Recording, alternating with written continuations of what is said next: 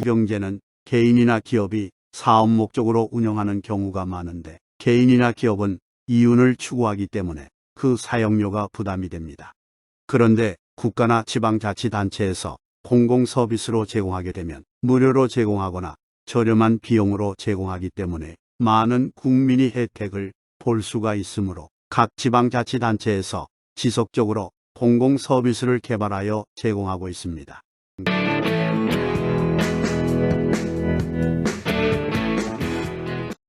요즘 공유경제니 공유서비스, 공공서비스라는 이야기를 많이 듣게 되는데 이러한 공유서비스가 무엇일까요?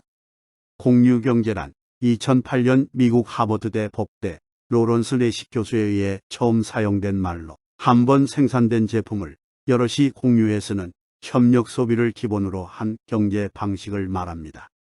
즉, 물품은 물론 생산 설비나 서비스 등을 개인이 소유할 필요 없이 필요한 만큼 빌려 쓰고 자신이 필요 없는 경우 다른 사람에게 빌려주는 공유 소비의 의미를 담고 있습니다.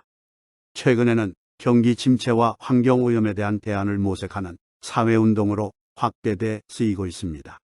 이러한 공유 경제 서비스 중 국가나 지방자치단체에서 제공하는 서비스가 공공서비스라 하는데 이러한 공유 경제를 활용하거나 국가나 지방자치단체에서 제공하는 공공서비스를 이용하면 생활비를 대폭 절감할 수 있습니다. 구체적으로 공유 서비스에는 어떤 것들이 있을까요? 요즘 대부분의 아파트에는 피트니스 센터가 설치되어 있는데 이러한 아파트 단지 내 피트니스 센터도 공유 경제의 하나입니다. 아파트 입주민들이 운동기구를 개인적으로 소유하지 않고 공동으로 구입하여 설치하고 공동으로 이용하는 것입니다. 또한 농업기술센터에서 경운기, 관리기 등 각종 농기구를 구입해두고 농기구를 필요로 하는 사람들에게 무료나 저렴한 비용으로 빌려주는 서비스, 자전거나 전기자전거를 지방자치단체에서 빌려주는 서비스, 각종 생활공구나 휠체어 등 의료 장비를 빌려주는 서비스 등 우리 생활에는 공유경제가 이미 깊숙이 자리 잡고 있습니다. 공공 서비스가 늘어나는 이유는 무엇일까요? 공유경제는 개인이나 기업이 사업 목적으로 운영하는 경우가 많은데 개인이나 기업은 이윤을 추구하기 때문에 그 사용료가 부담이 됩니다. 그런데 국가나 지방자치단체에서 공공서비스로 제공하게 되면 무료로 제공하거나 저렴한 비용으로 제공하기 때문에 많은 국민이 혜택을 볼 수가 있으므로 각 지방자치단체에서 지속적으로 공공서비스를 개발하여 제공하고 있습니다. 국가나 지방자치단체, 공공기관에서 제공하는 서비스에는 어떤 것들이 있을까요? 국가나 각 지방자치단체 등에서 제공하는 공공서비스는 매우 다양합니다. 농업기술센터에서는 수많은 농기구를 구비하여 주민들에게 빌려주고 있으며 산림청이나 지방자치단체에서는 자연휴양림 내 숙소를 저렴하게 빌려주고 있으며 근로복지공단에서는 전국에 많은 콘도를 구입하여 근로자들에게 저렴하게 이용할 수 있도록 해주고 있습니다. 각 지방자치단체에서는 체육시설, 키즈카페, 국민체육센터를 만들어 저렴한 비용으로 이용할 수 있으며 캠핑장, 텃밭 등도 분양하고 국유재산을 저렴한 비용으로 임대를 해주기도 합니다. 서울시의 공공서비스 예약 사이트를 통해 서울시에서 제공하는 공공서비스 내용을 살펴보도록 하겠습니다. 먼저 축구장, 풋살장, 수영장, 탁구장, 테니스장, 배드민턴장 등 많은 체육시설을 무료나 저렴한 비용으로 이용할 수 있습니다. 캠핑장이나 회의실, 사무실 공간, 녹화장소 등도 무료나 저렴한 비용으로 이용하실 수 있습니다. 예를 들어 결혼이나 가족기념 사진을 야외 촬영하기 위해 한강공원 야외 촬영 장소뿐 아니라 촬영을 위한 카메라, 조명, 편집을 위한 스튜디오까지 모두 공공서비스로 해결할 수 있습니다.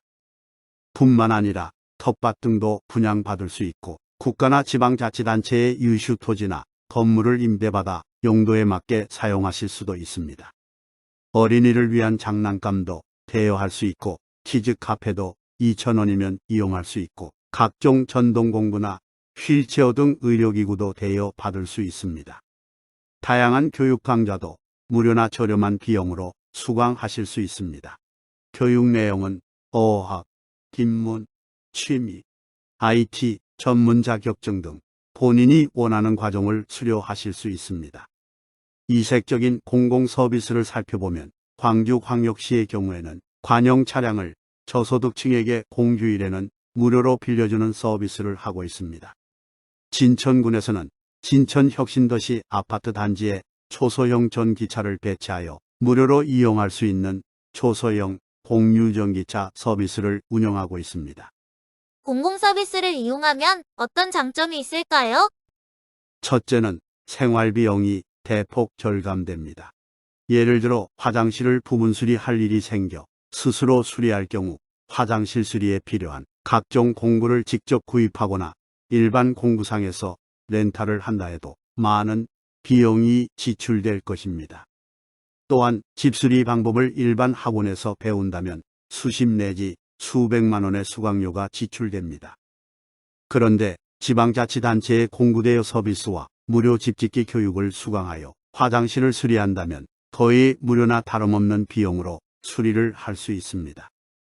둘째, 국가나 지방자치단체에서 운영하는 공공서비스는 주차시설 등 이용이 용이할 뿐 아니라 각종 법규 등이 규정하는 시설이나 위생기준, 안전장치, 보험 등이 가입되어 있어 안전하게 이용할 수 있습니다.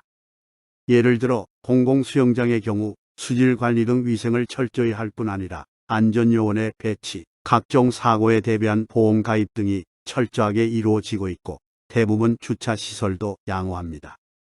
셋째, 자주 쓰지 않는 물건 등은 한 번 쓰고 집안에 보관하는 번거로움이나 수리나 소모품 교체 등을 할 필요가 없습니다. 넷째, 물건 하나를 여러 사람이 나누어 사용함으로써 물건 생산이나 폐기 시에 발생하는 에너지나 쓰레기 배출을 줄일 수 있어 환경 개선에 도움이 됩니다. 그렇다면 공공 서비스는 어떻게 이용하는지요? 현재 공공 서비스는 각 시, 군 지자체별, 기관별로 산재되어 있어 공공 서비스를 제공하는 기관의 홈페이지에 접속하면 신청할 수 있는데 각 기관별로 산재되어 있어 그 내용을 파악하기 어렵고 이용이 불편하였습니다. 이러한 불편을 해소하고자 서울시와 경기도를 시작으로 공공서비스 통합 작업을 진행하고 있습니다. 예를 들어 경기도의 경우 각 시군별로 별도의 예약 사이트를 운영하고 농기구 대여나 텃밭 분양 등은 농업기술센터, 미디어기기의 경우 각 시군 컨텐츠진흥원, 교육의 경우 경기도 평생학습 포털 등에 산재되어 운영하고 있는데 경기공유서비스 포털을 만들어 이를 통합 운영하고 있어 더욱더 이용이 편리해질 것으로 예상됩니다. 이러한 공공서비스는 계속 발전하여 더욱더 서비스가 다양하게 확대될 것으로 예상됩니다. 또한 이러한 공공서비스는 국민의 세금으로 운영되는데 이러한 서비스를 이용하지 않는다면 세금만 납부하고 서비스를 받지 않는 결과가 되어 그로 인한 생활비가 증가하게 될 것입니다. 여러분께서도 공공서비스를 애용하여 비용도 절감하고 여러분의 삶의 질을 향상시켜 보실 것을 적극 추천합니다. 다음 영상에서는 공유 서비스는 소비자로서 비용 절감에 도움이 될 뿐 아니라 공유 서비스 공급자로서 소득을 창출할 수도 있는데 공유 서비스를 이용한 소득 창출이라는 주제로 공유 경제를 이용한 소득 창출 방법에 대하여 알려드리도록 하겠습니다. 구독과 알림을 눌러주시면 영상 제작에 큰 힘이 됩니다. 여러분의 풍요롭고 건강한 노후 생활을 기원합니다. 감사합니다.